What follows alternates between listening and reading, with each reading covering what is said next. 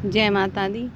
आज हम आपको बताएंगे कि सोया साग है जो इस तरीके से दिखता है वो कैसा बोया जाता है, उसकी मिट्टी कैसी होनी चाहिए, उसके साथ कौन कौन सी सावधानियां रखनी चाहिए जिसकी वजह से हमें इसमें बीमारियां कम मिलें और हार्वेस्टिंग ज़्यादा मिले। साथ में बताएंगे कि इसकी मिट्टी में हम क्या क्या मिलाएंगे जिसकी वजह से इसके पोषक तत्व काफ़ी मात्रा में बढ़ जाएंगे और ये हमें कितने समय में हमें हार्वेस्टिंग मिलेगी, कितनी साइज के बैग में लगाएंगे। इन सभी बातों को आपको अगर आपको पता नहीं है तो आप ज़रूर देखें। साथ में अगर आपने मेरी वीडियो को अभी तक लाइक शेयर एंड सब्सक्राइब नहीं किया है तो ज़रूर करें। साथ में बेल आइकन भी प्रेस करें जिससे कि हमारी वीडियो की आने वाली नोटिफिकेशन आपको मिलती रहे।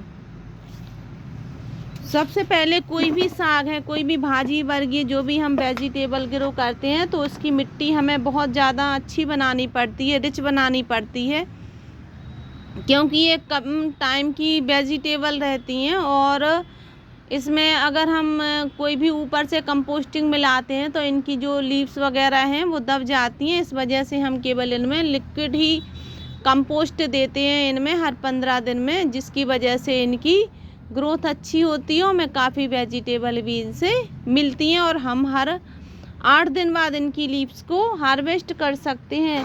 जो सोया साग होता है उसकी लीव्स आप देखेंगे सर्दियों के मौसम में बहुत स्पीड से इसके सीड ग्रो हो जाते हैं और आप जब इसके जो सीड हैं वो आप इसमें ग्रो करेंगे तो 4-5 दिन में ही इनके जर्मिनेशन अच्छे से हो जाएगी और फिर आपको 15 दिन के बाद इसमें से आपको हार्वेस्टिंग शुरू होने लगेगी। फिर हर 8 दिन बाद आप इसमें हार्वेस्टिंग कर सकते हैं, पर उसके लिए अगर आपने मिट्टी अच्छी बनाई है तभी इसकी हार्वेस्टिंग आपको अच्छी मिलेगी।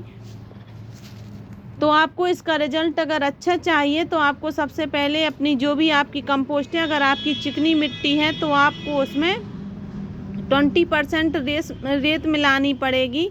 अगर रेत नहीं है तो आप कोकोपीट का भी यूज़ कर सकते हैं 20%, क्योंकि वह चिकनी मिट्टी होती है और चिकनी मिट्टी में प्लांट्स की ग्रोथ अच्छी नहीं होती है, साथ में उसमें वेजिटेबल भी अच्छे से नहीं होती हैं। दूसरा हमारा क्या है कि फिर हमें इसके साथ आपको अगर आपकी जितनी मिट्टी है उसमें आपने 20% रेत या कोकोपीट मिला ली है, उसके बाद आप उसमें मिलाएंगे 50% गोबर की खाद, क्योंकि लीफ वेजिटेबल के लिए हमेशा 50% ही गोबर की खाद रखनी पड़ती है।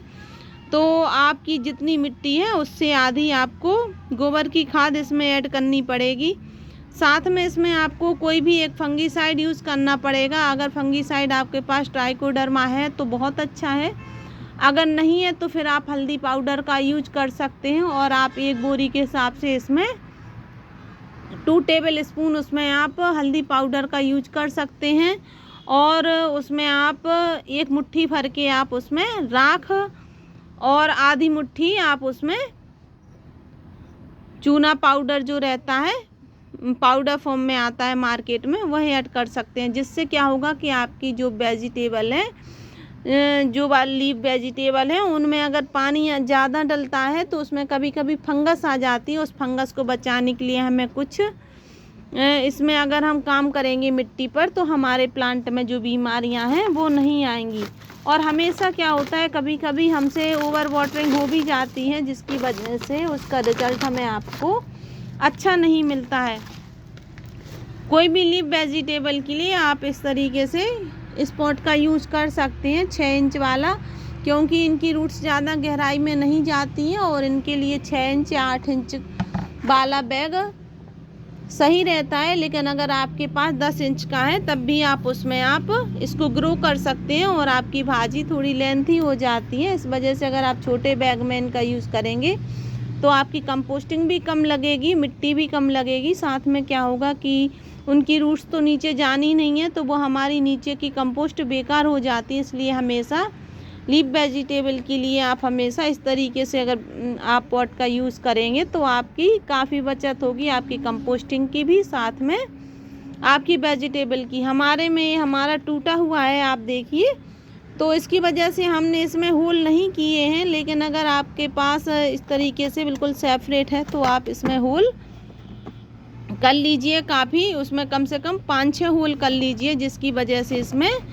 जो पानी है वो निकलता रहे। उसमें अगर पानी इकट्ठा होगा तो आपकी वेजिटेबल ख़राब हो जाएगी। पानी निकलना इसका, अगर इसकी कंपोस्टिंग, अगर इसमें पानी भरा रहा तो ये सड़ जाएंगी इनकी रूट्स। इसलिए जब भी हम कोई भी वाटरिंग करें अपने प्लांट में तो उसका जो ड्रेनेज होल है वो अच्छा होना चाहिए, जिससे कि हमें उसका रिजल्ट बहुत अच्छा मिलता है। तो इसमें इस तरीके से थोड़ी 2-2, 3-3 इंच की दूरी पर आप 5-6 होल कर लीजिए और उनके ऊपर आप इस तरीके से टिकरी रख देंगे इस तरीके से।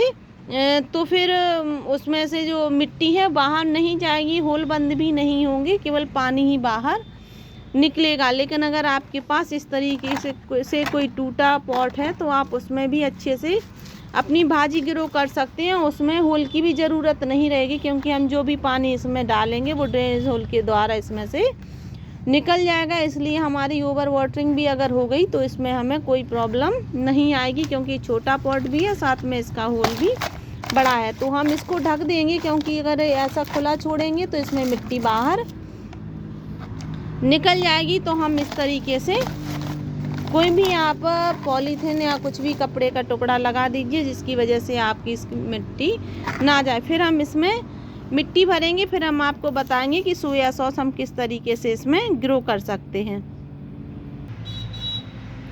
आप देखें कि मैंने इसे फिल कर लिया है। वैसे पहली बार ऐसा हुआ है कि मैंने किचन कंपोस्ट नीचे इसमें नहीं डाली है, क्योंकि मैं कोई भी साग ग्रो करती हूँ तो हमेशा उसके नीचे अपनी किचन कंपोस्ट डाल देती हूँ, उसी के बाद मिट्टी डालती हूँ। जिसकी वजह से क्या होता है कि हमारी जो नीचे की रूट्स हैं वो जब किचन कंपोस्ट में पहुँचती हैं तो उसमें काफ़ी अच्छी उन्हें खाद मिल जाती है किचन कंपोस्ट की, और काफ़ी इसकी हेल्दी ये रहती हैं, और हमें काफ़ी समय तक इसमें कंपोस्टिंग नहीं मिलानी पड़ती है। लेकिन हमारी जो किचन कंपोस्ट हमने बना के रखी थी ये उसी की मिट्टी है, इस वजह से हमने उसमें किचन कंपोस्ट में नहीं मिलाई है। इसमें 100% किचन कंपोस्ट है, हमारी किचन कंपोस्ट में लगी है। इसलिए इसमें मैंने केवल 10% ही गोबर की खाद मिलाई है, क्योंकि किचन कंपोस्ट भी एक खाद ही है और जिसका रिज़ल्ट भी बहुत ही अच्छा आता है भाजी वर्गीय के लिए। इसलिए मैंने इसमें केवल 10% ही गोबर की खाद मिलाई है, बाकी फंगीसाइड सब वैसे ही मिलाया है जैसा मैं मिलाती हूँ। अब हम क्या करेंगे, जब भी सोया साग का यूज़ हमें लगाना है तो हमेशा इस तरीके से छोटे छोटे आप पूरे अपने उसमें टब में इस तरीके से होल कर लीजिए, जिससे क्या होगा कि जब भी आप इसमें साग देंगे के सीड डालेंगे तो कुछ इसमें इकट्ठे हो जाएंगे, और उनकी अगर आप पानी डालेंगे तो वो इधर उधर नहीं बहेंगे और उससे अच्छी उनकी ग्रोथ भी हो जाएगी। हमेशा क्या करें कि सोया साग के सीड इस तरीके से होते हैं, तो आप जीरे जैसे, आप देखिए जैसे जीरे रहते हैं ना, इस तरीके से रहते हैं इसके, तो आप इनको अच्छे थोड़ा थोड़ा दूरी दूरी पर इस तरीके से छिड़क दीजिए। और इनकी मात्रा थोड़ी आप शुरू में जब आप भी प्लांट लगाएं तो थोड़ी इनकी मात्रा आप ज़्यादा मिलाएं, क्योंकि क्या है कि जब भी हम इनके सीड डालते हैं तो पक्का नहीं रहता है कि इसमें 100% इसमें हमें जर्मिनेशन मिले ही। इसलिए अगर हमारे कुछ सीड ख़राब भी हो जाते हैं तो हमें इसका रिज़ल्ट अच्छा नहीं मिलता है। इसलिए हमें इसमें जब भी आप कोई भी वेजिटेबल लगाएं तो उसमें थोड़ी ज़्यादा मात्रा में सीड डालें, जिससे कि अगर कुछ जर्मिनेट नहीं हुए तो हमारा नुकसान नहीं होगा, हमारी मेहनत ख़राब नहीं होगी। और इस तरीके से फिर इनको दबा दीजिए, जिससे कि ये पानी के साथ ना बहें।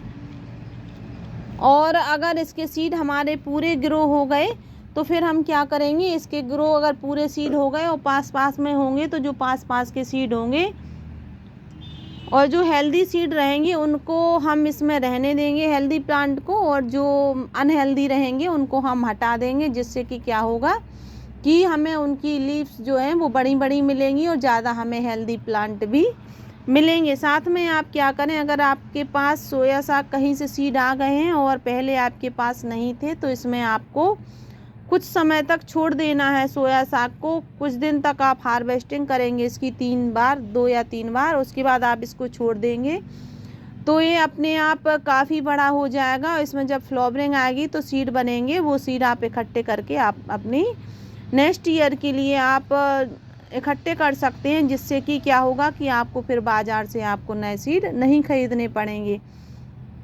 तो इस तरीके से आप उनके अगर सीड इकट्ठा करना चाहें तो आप इसकी 3 बार आप हार्वेस्टिंग कर लीजिए। उसके बाद आप चौथी बार में इसको छोड़ दीजिए। चौथी बार में फिर इसमें फ्लावरिंग बहुत अच्छे तरीके से होगी, घना हो जाएगा जब तक उसका प्लांट। हमेशा इसकी टिप काटी जाती है। फिर आप उसकी हार्वेस्टिंग, जब इसमें फ्लावरिंग आ जाएगी, सीड बन जाएंगी, तो फिर आप इनके सीड को इकट्ठा करके रख सकते हैं। इसमें आपको ओवर वाटरिंग नहीं करनी है।